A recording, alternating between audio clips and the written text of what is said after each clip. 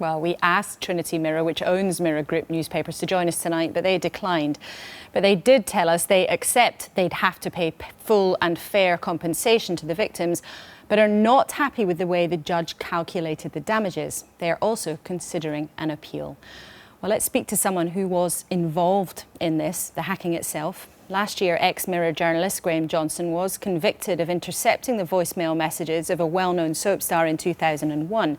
He's the only Mirror journalist to come forward and hand himself in over hacking charges, and he's here with us tonight. Now, Graham, for legal reasons, we're not going to name names. You have already been convicted of the charge after deciding to come forward. But do you recognise the judge's description that this was a widespread culture at the paper? Yeah, it was a widespread culture at the paper and across the three titles. And it extended from the top, from the senior staff, to the journalists at the coalface. And how many of your colleagues sitting alongside you were involved in the practice? Well, I don't know how many were involved, because it's a difficult practice to observe. But certainly I know that there were maybe 20 or 30 journalists who were in the frame for it. And did it feel that it was normal? You know, did people talk about it the way that colleagues do talk amongst themselves about what they're doing? No, they didn't talk about it. So did you feel then that it was wrong at the time, if people weren't willing to be open with each other about what was happening? Well, there was a bully boy culture at the Sunday Mirror where I worked, and senior staff made it known that they wanted journalists to phone hack in order to get celebrity stories.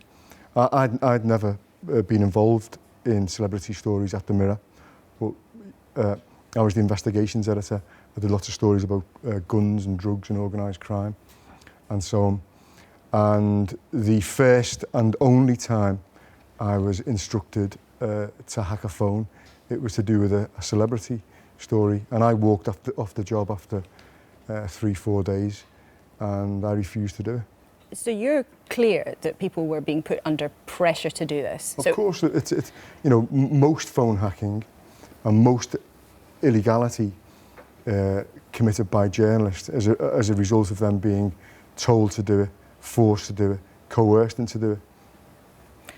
We should be clear again, we're not naming names or making any particular accusations about any individuals, but you paint a picture of real duress. Yeah, it's real duress because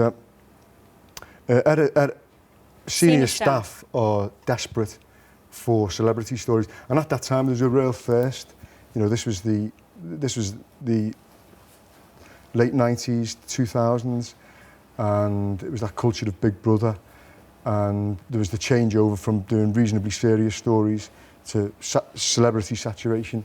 So they wanted to go after these silly stories, and they bullied journalists into doing that. Was it ever worth it, though? I mean, at the end of the day, papers are commercial organisations, they're trying to sell papers. There are sometimes circumstances where people would argue these kinds of means might justify the ends. Now, clearly you think in the case that you were involved in, that was not the case, but could it ever have been justified in your view? Well, no, because they filled the paper with these silly stories, these celebrity stories, and circulation went down, and it kept going down.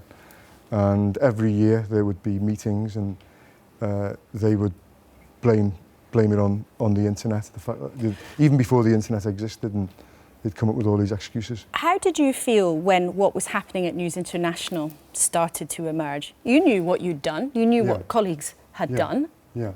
How did you feel about that? I thought to go forward would be a reasonable thing to do, to get it, to get it dealt with, rather than wait for the police to come and find me. And I wasn't under suspicion. I just thought it was the right thing to do. But in terms of the senior staff's public face, do you think they were too late to fess up? Well, yeah, between January 2011 and January 2015, there have been around 200 occasions where the Mirror Group have lied in fact or by omission and they could have come clean about this. They've known about phone hacking since 2007, when a reporter called David Brown at the Sunday People, he made allegations of widespread phone hacking at an industrial tribunal. The Mirror chose to settle out and cover that up. So they haven't handled this problem in a straightforward way. And of course, they're not here tonight to defend themselves from what you're saying, but was there a sense, as you saw this tidal wave come and engulf News International, close down one of their papers at the News of the World?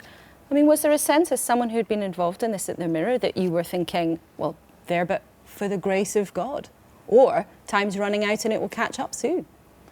Well, no, I didn't think that. What I did think today, and I read some quotes from Dr. Evan Harris of Hacked Off, and he said this is the tip of the iceberg. And that's true. I think there are potentially hundreds of claimants in the pipeline. And I think it's going to cost them a lot of money.